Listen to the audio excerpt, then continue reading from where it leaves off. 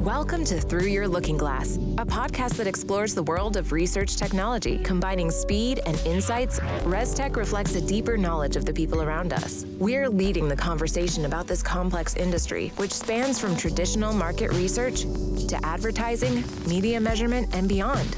Join us as we chat with experts and enthusiasts in the ResTech community and learn more about its evolution, application, and ever-growing potential.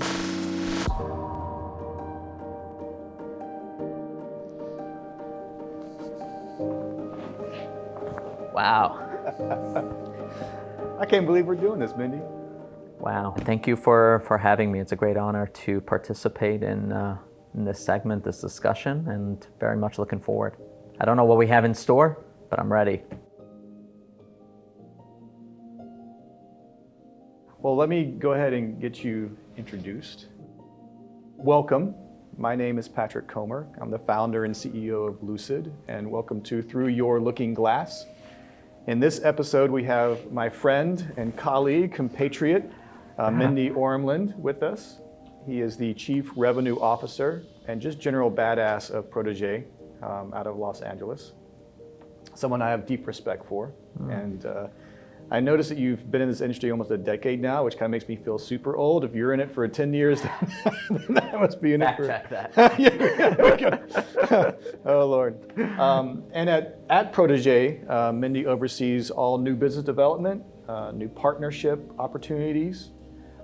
And Prodege not only being an incredible partner and friend to Lucid in good times and in bad, but Prodege is one of the leading, what I call people-powered insights companies. And I believe the size right now is 120 million users or respondents available for those kinds of activities. That's right. So incredible growth, incredible story over the past number of years. So congratulations for that. Thank you.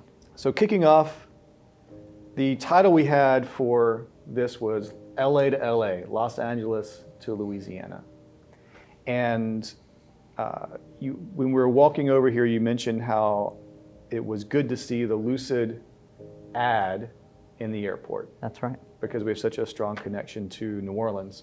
But there's a similar story in history with Prodege in Los Angeles as well. So tell us a little bit more about your relationship with your community. Yeah, sure. Well, again, thank you, Patrick, for having me. And it's really thrilling to be here once again. You know, I still remember, I'm not sure how many years ago it was, but at SampleCon when I spoke about New Orleans and... Oh my God. Right, remember that? Oh, that was such an incredible moment. That was like 2014 or 15. That was a special moment. And it was special for me. So being back here, again, much appreciation. And as much as I know you said thank you to me, I thank you for having me here. So thinking about LA and just the community there. So, you know, innovation in general is one of the core values that we have at Prodege. Many companies have a set of core values, and innovation is a core value. We're fortunate enough to be in the LA area. Our headquarters is El Segundo, but obviously LA, the surroundings, we have many innovative companies out there. And we make it a point that we have a quarterly, we call it the all hands meeting, which is a quarterly meeting where the whole company comes together. And we make a point to bring in an entrepreneur, a leader of another company. Some examples of that would be companies like SpaceX, companies like Ring Doorbell. So we had Jamie Siminoff come in and he shared his story about Ring, which I'm a consumer of that product and it's fabulous. Yep, same. You are? Oh yeah. Yeah, you can't go without it. Ring is great. Yeah. So, you know, you can tell the company really appreciates it and it's part of the fabric. On a more, I'd say, personal level and something that I have much appreciation for, I've been at Prodege now over 10 years, so very early on and saw Joseph Garowitz is the founder of Prodege, and I got to come in when things were very early and you know, celebrating those really relatively small wins. Yep. I look back at that, I'm like, oh wow, remember when we used to give a high five at some of those moments? So being there very early on was really special for me. And several years later, when Chuck Davis came on to be the CEO, and those that know Chuck, obviously, he's led many companies. But I have so much appreciation for the mentorship I receive on a day-to-day basis from Chuck. He's part of some more mature businesses. He's seen some early businesses, and I'm just very thankful and appreciative to have had the experience that I've had. Well, it must have been, must still be, not only must have been, must still be great to have Chuck as CEO because he's seen several economic crises. So how was it having him as a leader who's actually seen some of this go down before, thinking of the beginning of the COVID March and April timeframe? Yeah, that's a great question. So when this hit, right, some people ask how you've dealt with it. How did you deal with this situation? And my answer has been, be human, be sensitive, and be vulnerable. This is a global pandemic. This is something that has hit everybody on a professional level, on a personal level. And like you said, though, Chuck has seen difficult days. He has seen many good days, but has seen difficult days. And it's been very helpful to hear his inspiration throughout. The sun will rise. Those are things that Chuck has shared with the company. They'll say that, the sun will rise. The sun will rise. I think about, I'm a big sports fan, as I think you know. Oh, I know. We've gone to some... We've been to a game or two. To a game or two. So one thing that you tend to see in sport that I've observed over the years, a winning locker room, it's easy. It's high fives and everybody's smiling and celebrating and jumping, and you see all those great things. But as soon as challenges are met and people see, right, there's a loss, something going on, all of a sudden there's a lot of finger pointing. I'm not saying all the time, but you definitely see that from time to time, finger pointing. When this pandemic hit, you started wondering what's going to be. There's a lot of doubt. What do you do? What's going to happen? And at Prodege, and the thing that kept me up at night personally was, how do we keep the team together? How do we keep the family together? That was the number one priority. And I'm super thankful that we've been able to keep the group together. We've done a lot of the things like regular check-ins, Zoom meetings that many have done. Yep. But really, since I have this opportunity to be here, there's some cameras. You're doing great. Yeah, I just want to give a shout out really to the Prodege family, to the Prodege team, to my team that has worked so hard and didn't buckle up, no finger pointing, and just dig deep. Let's get through this together. And again, a big shout out and much appreciation to the team, especially in a year like this. Obviously, even pre-COVID and pre this year, there's much appreciation. But when you go through something like this, all of a sudden your eyes open up a little bit wider. So can't say enough. How about you, Patrick? Well, I was just thinking about a similar feeling. I was just literally speaking with the executive team at Lucid, and just how appreciative I am of their work. I mean, it's been an incredible year, just given the amount of effort people have put in trying times. Because as you said, everyone is going through personal challenges and professional challenges. No one is spared this. No one gets away and not living through this COVID experience. And I saw that clearly as I started really engaging with customers. I think I called our top 150 customers over the first 3 months of COVID, just checking in. And everyone was in the same boat. Different versions of the story, because each country has their own, or each part of a country has their own story around COVID, but no one was escaping, as it were. And that really brought home that this is a rare global experience where everyone is going through it together. And I don't know what that means exactly and how we all come out of it together, but it's definitely radically unique in human experience. At least in my lifetime, something we were all experiencing together at the same time and in the same way. And it hasn't spared whether you're rich, poor, whatever you are, you're in the same bucket. It's literally we're all in this together, as they say, right? Yeah, absolutely. But just to look at the team and at Lucid and just be thankful at what people have put in, regardless of their circumstances, it has been incredible. But we're not done yet. Regardless of the recently announced vaccine, we still have at least another year of whatever this is. It may be shorter, but in my mind, I try to manage expectations. We're January 2022 before anything normalish starts to reappear. So it's a real change from going from a full office to seeing too many empty seats, right? Yeah. But they're not. It's not empty on Zoom, I can imagine. No. I don't know how you feel, but it's like every day's Tuesday, and I'm on a continuous Zoom meeting. But the screen, like who's on the screen, the Brady Bunch changes, but it's the same show over and over again, right? It gets hard.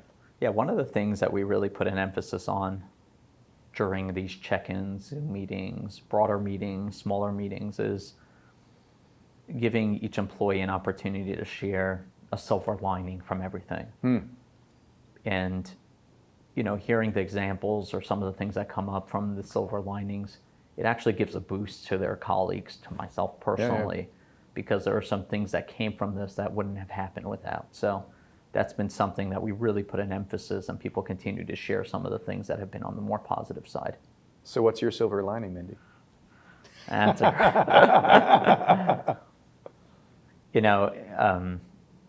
it really is a blessing. I have 5 children. Yes, you do. Yes, I do, and they are they're young. They're little. 5 children under the age of 13. So, it is special. They're to spend a little more time with them has been something unique, and I have to continue embracing it and enjoying the time that we're spending together, because I think once all said and done, we'll be back at our offices and very, very busy and spending a little less time most likely. But for many in LA, there's no commute. There's no commute. There's no commute. You've been there, Patrick, right? You know very well what the commute in LA is like. People traveling hour to an hour and a half each way. Easy. And you don't have to do that anymore. Similar story for me, where ever since my wife and I started dating, I've been in an executive role. Before Lucid, of course, and Lucid, we're traveling many times a month as the normal.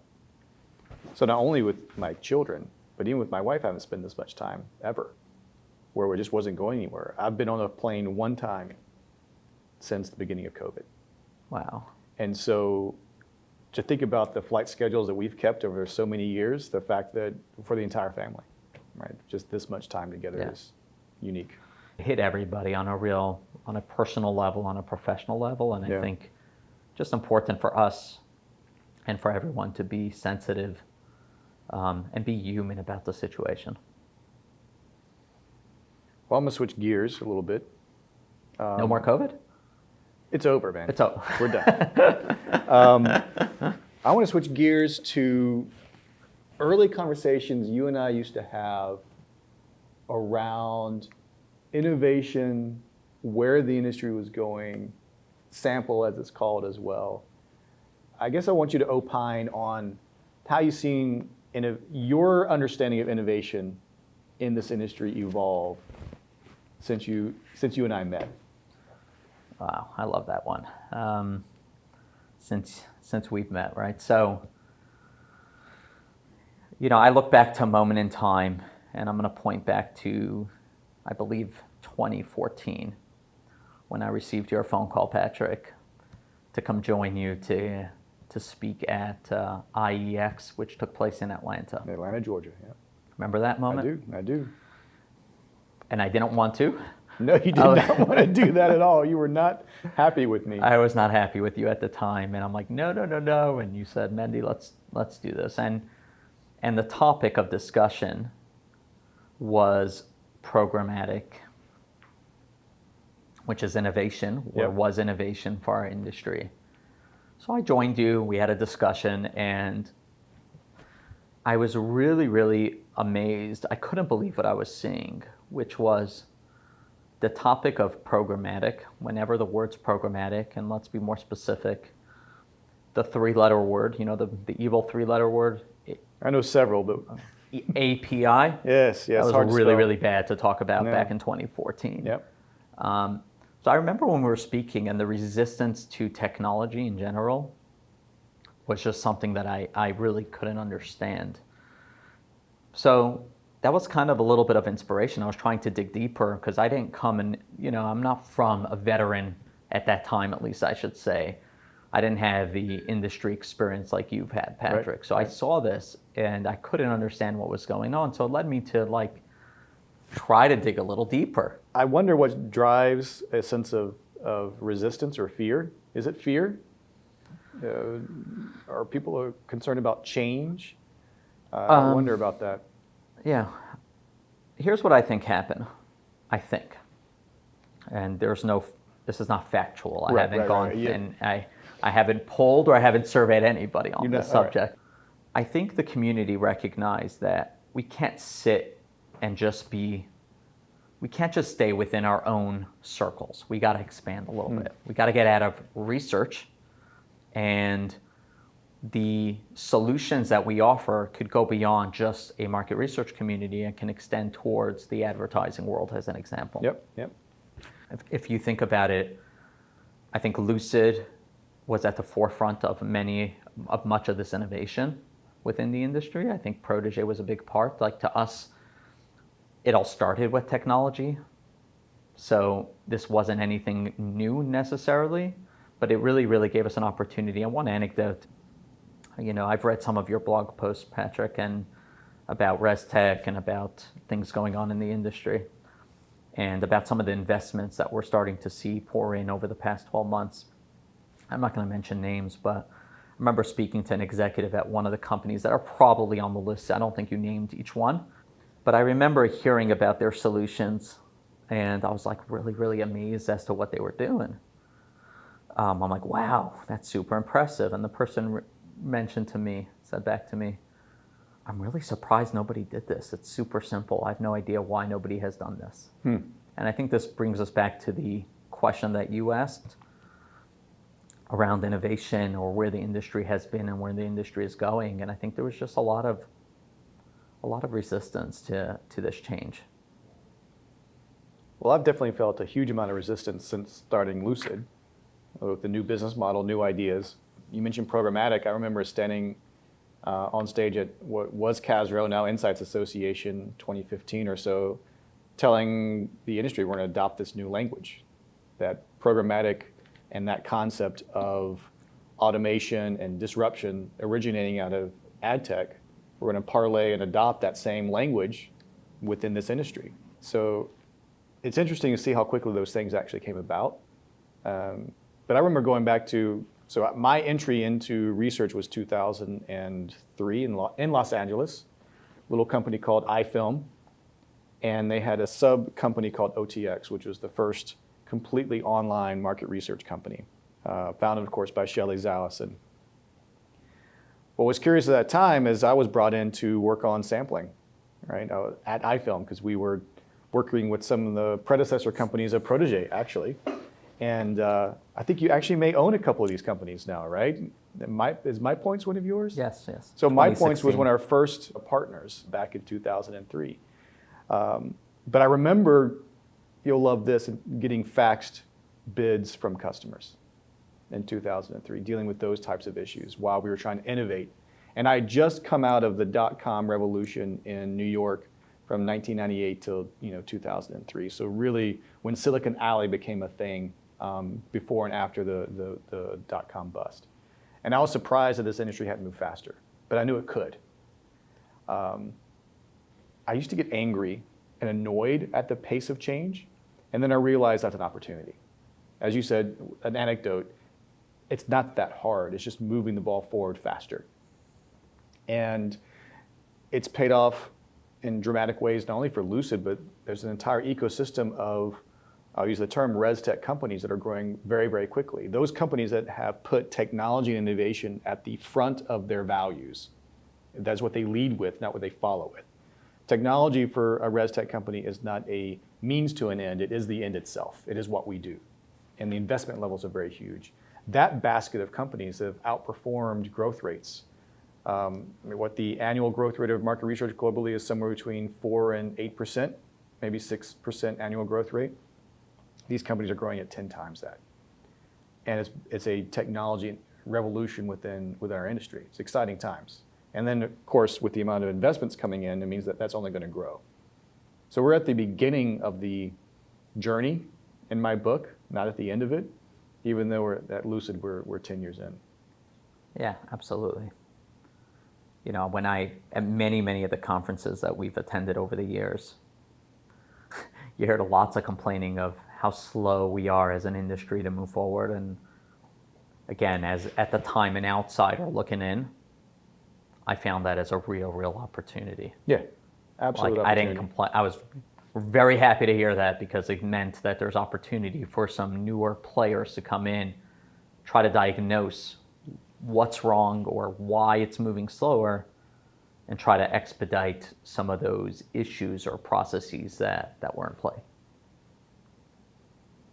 So how do you feel about ResTech? You like the name? How are you doing with that? All right, ResTech. Uh-huh. You know, so Patrick, maybe, what I find very interesting when I first heard the term ResTech and saw your posts about it, I'm curious to hear how you got to that, because okay. What I've seen over the past few years are companies within our industry moving away from terminology that resembled sample out the door, research, and they've moved more towards words like insights, data and insights, and you've kind of seen a lot of that. So when I first started hearing about ResTech, I thought I'd wait for this opportunity to sit with you and hear how on earth did you get here? Well, I agree that certain words in our industry have gotten a bad rap for a variety of reasons. I'll add to it just for fun. For those in the know, let's say routing. Oh, yeah. Oh, that's a good one. That's a fun one. Or river, right? All these terrible things. But the way I got to ResTech, or what this is really about, for almost 20 years now, God bless me for this much tenure in one industry, one of my biggest challenges is explaining what we do to not only people outside the industry, but even inside the industry. It's part of the reason why we suggested adopting programmatic language from ad tech, is because we needed a lexicon to explain what we were doing, what the business models were, what the relationships were, because we couldn't explain what we were up to in our own ecosystem. But more broadly speaking, we've had this definition question in our industry. Is it because, are we research, are we insights, there's this overall theme, as you suggested earlier, that we are connecting to, converging with other industries at the same time. It's not that ResTech is in a vacuum. We are engaging with a lot of ad tech players. Both of us, I think, are in brand lift and ad effectiveness aspects of our business. You have a much broader media base than even we do, for example. So we're not in a vacuum. That's the key thing. But we struggle, or I've struggled to explain what we do and how we do it forever. And I make a joke that no one knows how to spell the word sample. And the reason is because no one knows what it actually is. And for those of us who've built companies, raised capital, but also trying to attract the right level of talent to the organization, trying to convince people to move across the country, to relocate, they want to have opportunities that are well defined, and not just with one company, but with an entire industry. So we have this just challenge of definition. And then within this industry, this massively growing, super innovative, super hot and sexy group of companies that are just crushing it every single day at growth rates of doubling every single year and moving very, very quickly. And for whatever reason, no one's paying attention. We would have press and analysts from Gartner or Forrester talking about the growth of ad tech, the growth of fintech, the growth of martech. And I was like, we need a tech in this space because this is happening. We see it. I mean, our two firms have seen incredible growth over the past 10 years and ongoing growth and new entrants coming in and making a huge difference very, very quickly. But no one sees it. And part of the reason they can't see it is because no one can define it. And it's masked within this much slower growth overall research industry. And what's interesting is when people talk about advertising, they often think about the growth rates of ad tech, which for many years were growing at doubling every single year. But the overall advertising industry grows at the same rate of research, about 6% a year. And so there's not a big difference in growth rate natively, It's just certain aspects of advertising are growing much faster than others. Same with us. So I started thinking about and realizing there's this challenge of definition. That's really where it came from. And worked with our incredible marketing team to try to figure out, well, what tech would it be? If we need to have something tech that would define us, what would it look like? And we had, well, I'll say some very interesting discussions about that. And I realized I didn't really love any of them, but I knew that it wasn't, and you know me quite well, it's really a ecosystem discussion, not a Lucid or Patrick say something or decide something discussion. Mm-hmm. Yeah. So the last SampleCon, which of course is a conference on Sampled, and it was held in Austin, am I right? Where were we last time? I didn't attend this past Atlanta, time, it was but I thought Atlanta. it was Georgia. It was Atlanta, Georgia. Yep. And I had the opportunity to speak about where the industry was going early on. And my idea was simple. Showcase this challenge to the audience, to the members, and let them survey, poll in real time which version was the best. I didn't care what the name was, we just needed a name. And I think we had names like Data Tech, Infotech, as you said, those are some areas, Insights Tech, and ResTech. And ResTech won by a hair. It wasn't a huge monster, oh, this is the absolute best choice, but it was the winner. But what I wanted was a path to go down. Mm-hmm. And I think we would have moved faster at Lucid in particular about moving on defining ResTech and trying to get momentum around it had not been for COVID. And so that obviously took us all off our Q2 plans, maybe Q3 plans or longer. But once we got back to it and said, this is actually really, really important. And we need to have this definition discussion within our industry. Mm-hmm. So why do you think so many companies have moved away from, and again, it's not even just sample, not just research, even the word survey. Why are we moving from it? I think it goes back to definition. If you look at a Gartner report on sectors, which sectors are growing at what rate? There are a couple that may look like us. There's like a data and analytics sector. There may be a customer experience or CX sector. So there are various sectors that are close to, but nothing really captures what research does. And I think as companies are trying to get value out of their work, they're trying to attach themselves to these other things, saying we're like this, or no, we're like this, because they want to achieve the shiny object status that they've seen elsewhere, right? When Qualtrics comes in, it does 20x times revenue as a CX company. I think within 6 months, a lot of people have adopted CX as their industry, right? For all the right reasons. That's a good choice because you have a definition you can get behind. And so most companies, whether they know it or not, need to be in a bucket of success. They need that definition. Here's a group of companies that are going to do great.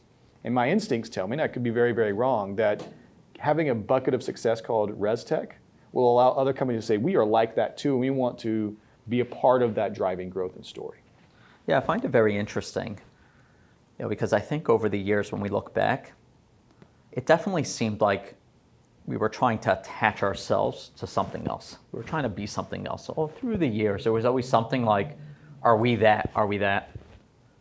I remember, was it not this past SampleCon, the one before, when blockchain was a big topic. Are we blockchain now? And again, I'm not here to say, that there's no place for it. There is a place. But I remember like every year it seems like we're trying to attach ourselves to something else versus trying to just say, this is who we are and this is what we do.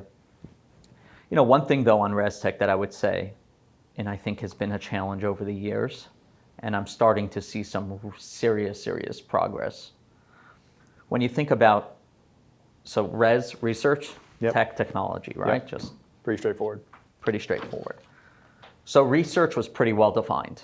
Now you have your technology. And what is the technology? And what does that do? What does it mean? So I think it's very, very important that we think about ResTech and we try to create a definition. It has to be the products that are created or the solutions that are being offered need to be easy. They need to be understood. So if we're trying to expand beyond research, right? And now we're trying to say, hey, there's a place for ResTech. In a way, you can see it is, there's ResTech, a solution that's part of MarTech. Yeah, It could be. Right? And it very well could be. It could sit on its own. It could be part of MarTech. But in order to be part of that, it has to be simple. You can't have products, I personally feel, you can't have things that are hard to use. So thinking about a technology, so there's a lot of talk around self-serve platforms. Self-serve could be within sample, it could be within like templates, research templates, survey creation, it could be across the gambit, right? But if it's not simple, and really all it is, you have to be an experienced researcher to participate into any of those arenas, are you really able to create this new avenue, this arena called ResTech, or literally, yeah, it is ResTech, but then you might still be stuck in the research community versus what I think we're trying to accomplish, or what the industry is trying to say is it's not just research for researchers. Answers are needed everywhere. Everybody has questions and everybody needs answers, not just market researchers, but you'll also have marketers, agencies, brands. Everybody wants answers to questions, and you need to make that simple. You can't just rely on somebody that has a robust market research background and experience to either start creating questions, to start analyzing, to start processing the data. Think about all these components to research.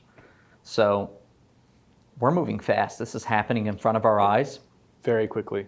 You know, I used to say, I remember at one of the SampleCon events, the famous question towards the end was always, what is the future of sample? I remember that. What is the future of sample? And I have always said, it's right now. It's in front of your eyes. It's happening, literally. Just open your eyes and see how quickly we're moving. Simplicity, I also view in the lens of democratization of insights, of research, of the ability to ask questions, get those answers, and have those answers and be brought to you in a way that's digestible by anybody. Mm-hmm. So you're no longer required to be the researcher to get the insights. And that's, I think, part of the fear. If I'm really honest with you, that previous discussion, why is there fears? What's the value of the researcher in context of DIY, of self-serve?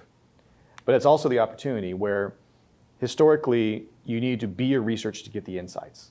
And now through simplicity, through democratization, through access, anyone on the planet is getting closer and closer to being able to ask of anybody else on the planet questions that can bring insights to them that are valuable.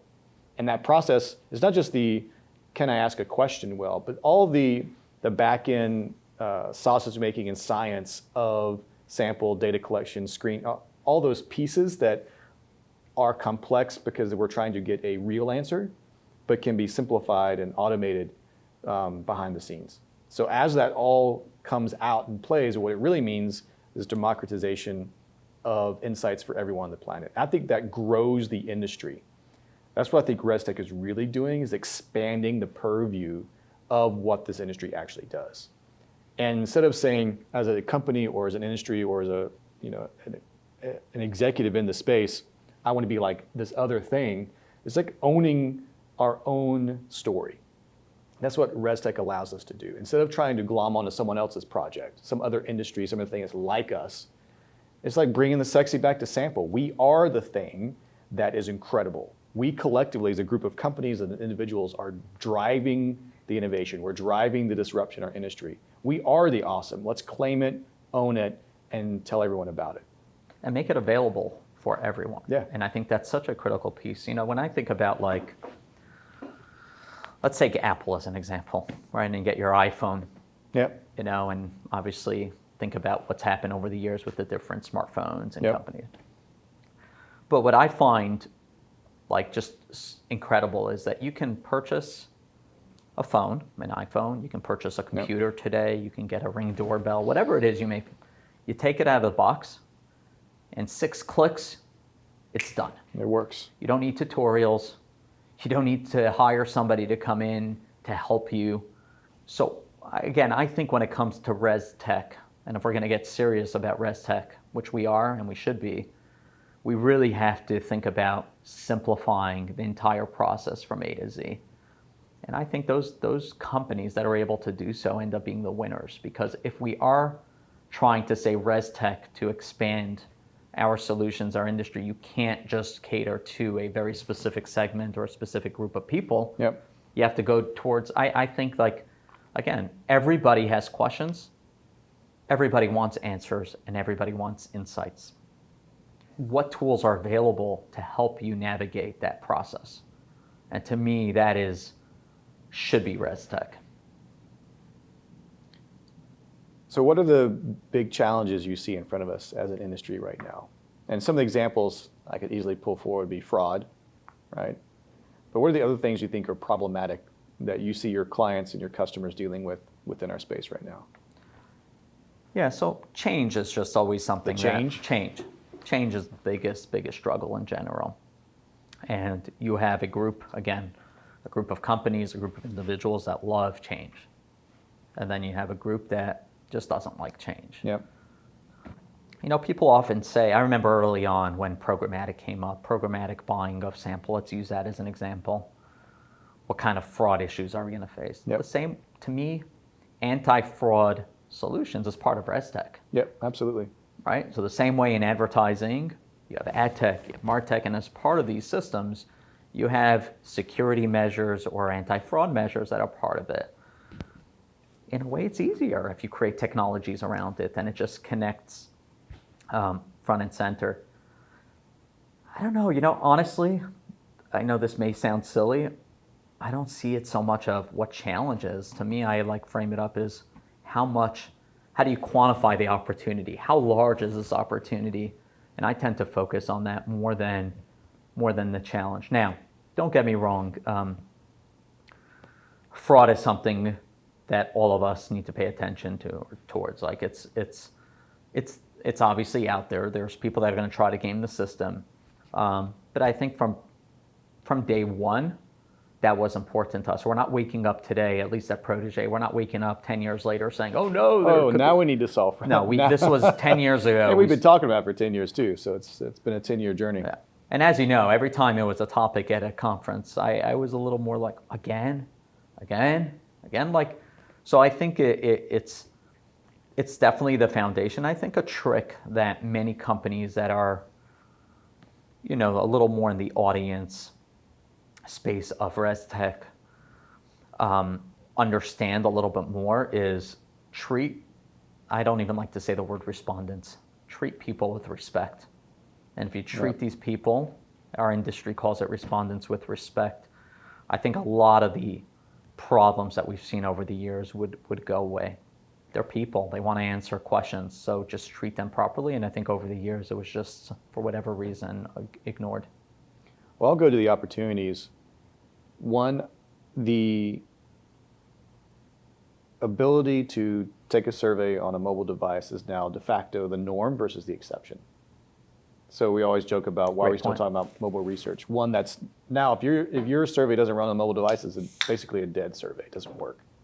And what's funny is I got one yesterday from an industry body wanting me to take a survey about a conference, and it didn't work on my device. I was like, what is going on? How is this even possible still? And of course, I didn't take it because I couldn't. Two is that experience, that well and just treatment of users is now getting better and better. At Lucid, we track that on, say, a conversion rate or the length of interview. And both of those are trending in the right direction, meaning surveys are getting shorter and faster and easier en masse. And that book of surveys that are short, fast, and easy is growing at a rapid clip. It's growing so fast that some of the more traditional, longer surveys have a hard time attracting sample because there's so much inventory, there's so much good survey work on the simpler side of things. There's an interesting dynamic that I was only hoping would play out when we started designing the Lucid marketplace. We wanted the ability for the supply and demand to change behaviors. Because if supply is able to say no to a project without repercussion, then it forces the demand to get better over time. Mm-hmm. And to see it really start to play out is one of my greatest joys, honestly, where the user experience is getting better and better for the researcher and for the respondent. It is nice to see the industry have realized that if you want answers, they're going to be probably talking to people, and you have to pay attention and not just say it's a commodity. So you're definitely seeing that, and we're seeing that this year, the supply demand. It's been a wild year for supply and demand. Correct. Oh yeah. Well, with the demand constraints in Q2 because of COVID, and then suddenly that switches, and then the U.S. election is driving so much demand that there's a supply constraint. It's just been a wild year. Yeah. And remember this, Patrick? Yeah, what is that? What are you holding there? Okay. So I can't recall what year it was. So Right. if you can go back into your archives, you're pretty good at this. Yeah. To try to remember a year. But at SampleCon, so obviously you were the visionary behind SampleCon, and you were kind enough to, instead of making it a one-man band, I think your vision was to really try to make it an industry event. Yep. Basically, whether it was in the form of outreach or companies reaching out to you, but you figured, hey, let's bring a group together to be the founding committee and put together an industry conference. So the first year, I believe, was done as a one-man band, meaning your inspiration without others. And when you decided that we should make it an industry event, I was part of that. So thank you for allowing me to participate. There were some others. Founding member of SampleCon, Prodege. And I don't remember the exact words, but I remember you, I think at the close of SampleCon, you basically handed each of us is this a cricket ball? It's a cricket ball. I think you got it in South Africa. Do I remember correctly? One South African. There are a number of different cricket countries that I've been given balls from. Okay. And this was basically your notion. You passed it on to each of us as passing the baton, and we each have our work cut out, our roles within the industry. So this has been on my desk ever since, and coming out here to see you after such a long period of time, I'm like, okay, I'm going to bring this. Now, it wasn't a great idea, because I go through security at LAX. I kid you not. And it rings up? I kid you not. And of course, my backpack needs to go through a bag check. I'm like, I don't really have anything there. I don't know what's going. Like, I used to travel a lot, so I'm like, okay, post-COVID, things are different. It's like, maybe if you have hand sanitizer, they're gonna check your bag, or I don't know what. And anyway, so the guy's checking the bag, and he goes all the way into the backpack and pulls out this ball. He starts like banging it down. How hard is it? He doesn't even know it's a cricket ball. Yeah, he doesn't know. And he's trying to measure if this thing is, I'm guessing, dangerous or a baseball. And I'm like, hey, I need this. Okay, I need this. I need to take it with me. And anyway, so it's a very, very funny story. Well, let's see if we can't do it. Let me see this thing. So, cricket balls at Lucid are all about sharing our toys, right? And it's not about me, it's about us. And so I had a collection of cricket balls, and I really wanted to make the point that, and I think even Rachel to this day still can't believe that we just gave it up, right? That we would say, I know that SampleCon is a success when I'm no longer involved. So that was that story. I'm glad you brought it. That brings back, we have been through a lot together, Mendy. We've seen this industry evolve pretty radically over the past couple of years. If we think more recently, when, going back to, when the pandemic hit in March or April, and there were tough times. We got on a phone call and basically said, we're going to stick together. We're going to make this, we're going to figure this out and work through it. Interesting. Like I said earlier, the winning locker room mentality, and the key is just don't point fingers. Yep. And let's just work through it. So yep. I'm glad, in a way it's very sad what happened, and this year has been rough, but just being here several months later, 6 months later after everything started, I'm beyond thankful. And that was when, with you and Chuck, that was one of my more profound professional and personal moments at the beginning of COVID, when Chuck was like, we're doubling down. We're coming all the way in. I don't care what's going on. We've been partners since day one. We're going to get stronger through this. And I just needed to hear that, right? and that's been amazing. Yeah, his leadership, Chuck's leadership throughout has been something very special. So I'm, for me personally, and then again with our partners too. Well, switching gears, one of the things I know that we wanted to talk about was the impact of data and data collection on our industry. Things like third-party data, using three-letter acronyms like DMP as an example. So my question to you is, how do you view data integration, third-party data, as impacting your company? Yeah. Can I get the cricket ball back though?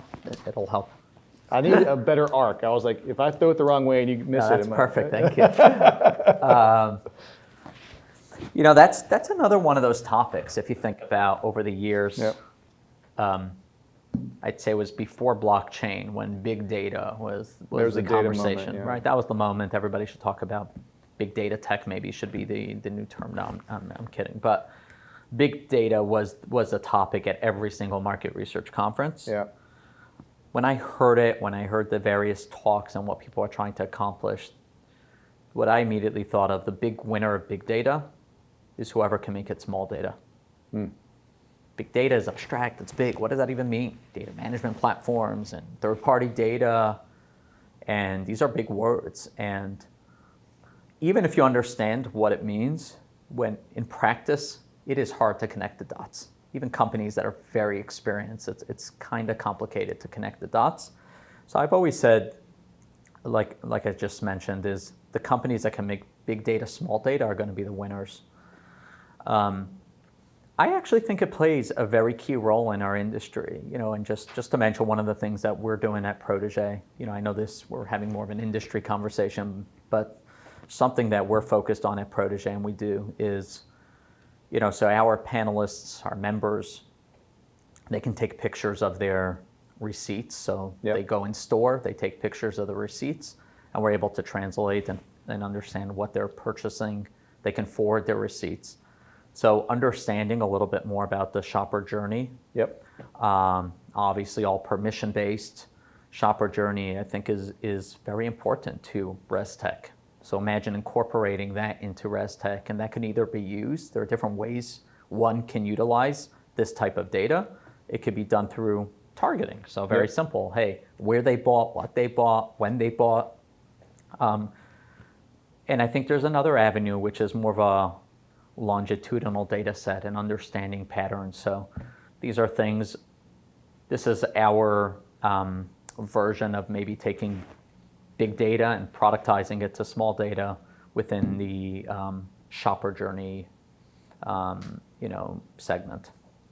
So you mentioned well collected or responsibly collected. The phraseology that we're starting to lean on is ethically sourced data. And we saw this start to come through with GDPR and CCPA, where users, people, are getting more concerned about what their data is, how it's collected, who's using it, and especially given the fact that a lot of the data that's collected within the advertising and marketing industries historically, it was without consent or knowledge of people. People had no idea all the data that was being collected for decades, not just now, it was for decades that have been going on. And our industry has come from a place of anonymous data collection, protecting the privacy and security of data for your users and respondents. Think about how much you care about just PII, just eating the data, sharing it the wrong way. So as an industry, as a ResTech player, our grounding and our values around data are very much aligned with the frameworks of consent around GDPR and CCPA.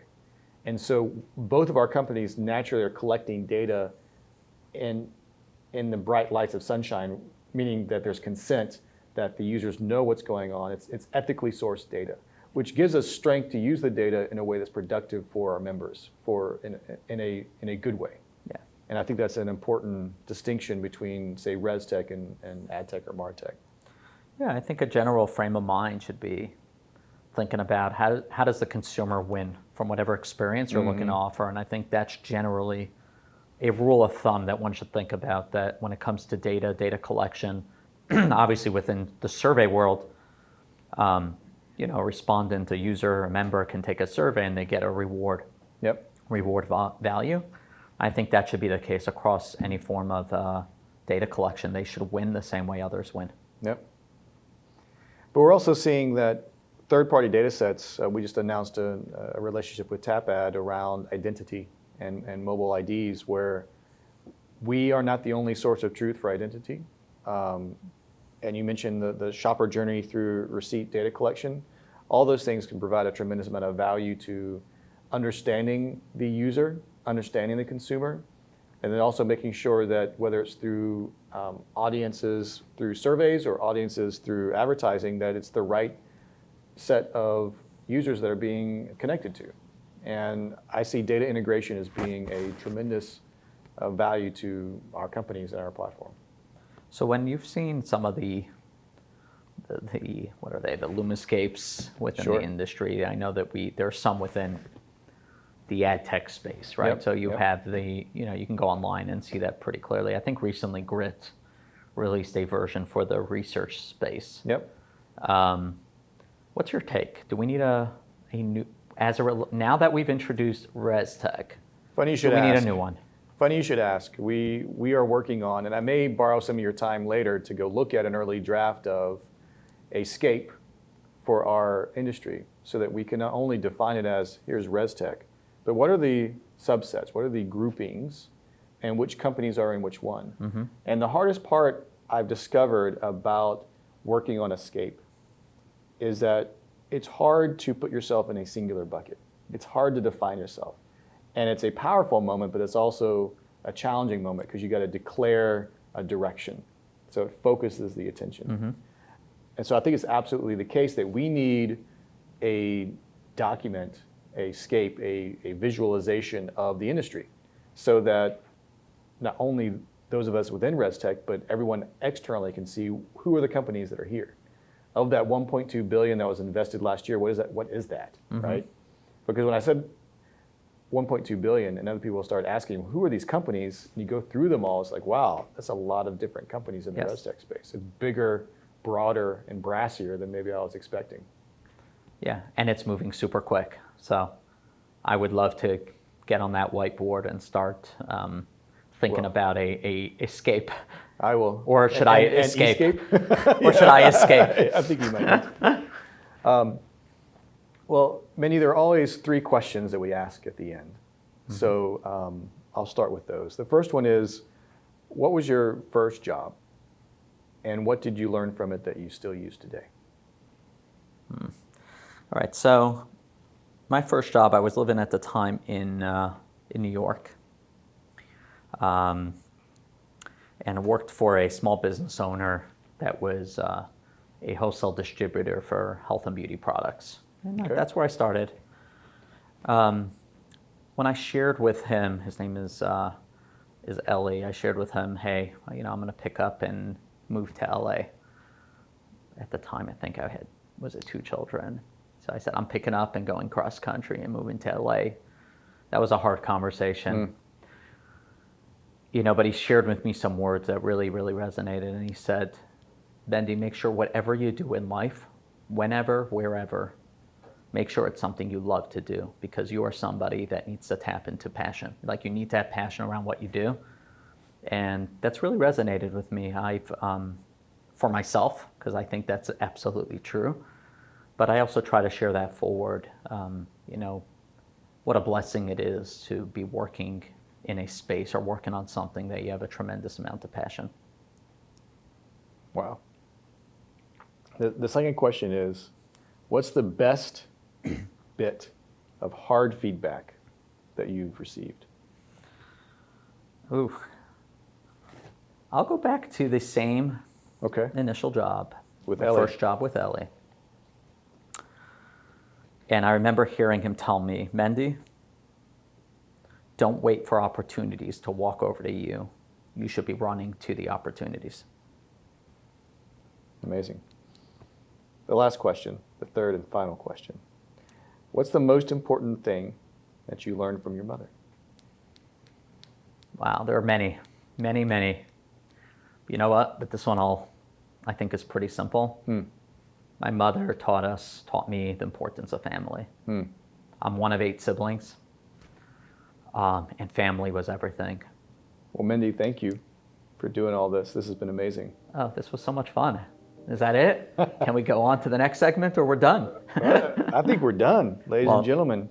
Well, Patrick, Bravo. thank you for having me. Indeed. Thank you, Mendy. You're incredible. If you enjoyed this episode, be sure to subscribe to our show wherever you get your podcasts. For information on ResTech, our complete list of episodes, and more, visit luc.id/lookingglass. Thanks for listening.